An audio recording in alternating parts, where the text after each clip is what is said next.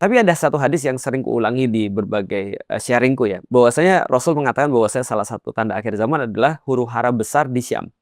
Syam itu sekarang Suriah. Ada banyak huru-hara di Syam dan akan didamaikan oleh seorang yang dia memegang pasukan. Kalau dia dikit 10.000, kalau dia banyak 15.000. Berarti antara 10 sampai 15.000. Mendamaikan di situ. Lalu terus kemudian setelah dia damai semuanya, dia akan digantikan oleh seorang pemuda dari Bani Hashim, keturunan Rasulullah juga. Oke.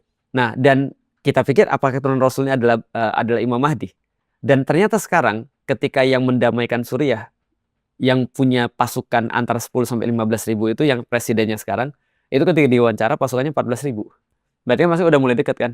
Ada yang nunggu Mesias, ada yang nunggu Mesias juga nih. Ada kasus kayak gini.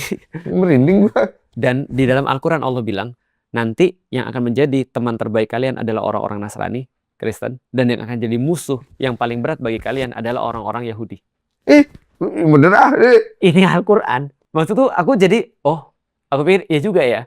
Ya selama ini kita ribut, akhirnya jadi temenan gitu ya. Justru sebagai gini, justru menurutku yang buat kita ribut bukan orang-orang Kristen atau orang Muslim, tapi sebenarnya diadu domba sama Yahudi sebenarnya. Ini analogi ya, analogi ya, keyakinanku. Iya, keyakinan dia. Keyakinanku. Karena kenapa? Karena sekarang kan kalau kita lihat kan ternyata sudah terbukti kan bahwasanya lembaga-lembaga Yahudi lewat AIPAC ataupun segala macam ini mendanai gereja-gereja untuk promo bahwasanya Israel yang sekarang ada, modern Israel adalah Israel yang dimaksud di dalam Bible kan. Masa itu ada? Ada.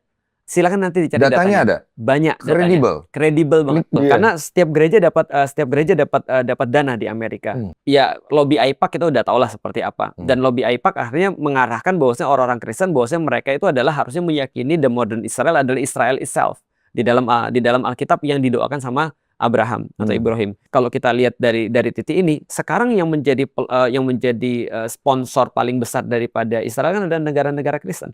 Padahal kalau ditanya secara teologis bagi orang Yahudi, apakah terus kemudian Yesus adalah Mesaya? Kan enggak. Dan mereka sudah openly stated. Ada rabi di New York yang bahkan bilang bahwa harusnya orang-orang Kristen itu semuanya dibunuh, kata dia. Terakhir kali dikonfirmasi sama Ben Gvir, Menteri Israel, dia mengkonfirmasi ketika ditanya apakah benar spitting atau meludah kepada orang Kristen itu adalah ajaran daripada agama Yahudi. Dia bilang itu tradisi. Mereka bilang adalah Islam, menurut rabi-rabi mereka, Islam sama Yahudi lebih dekat secara teologis. Karena Islam sama Yahudi sama-sama monotheism, dia bilang. Tapi orang-orang Kristen katanya adalah dia bukan monotheism lagi. Mereka syirik, kata mereka. Jadi harus diludahin ketika ketemu.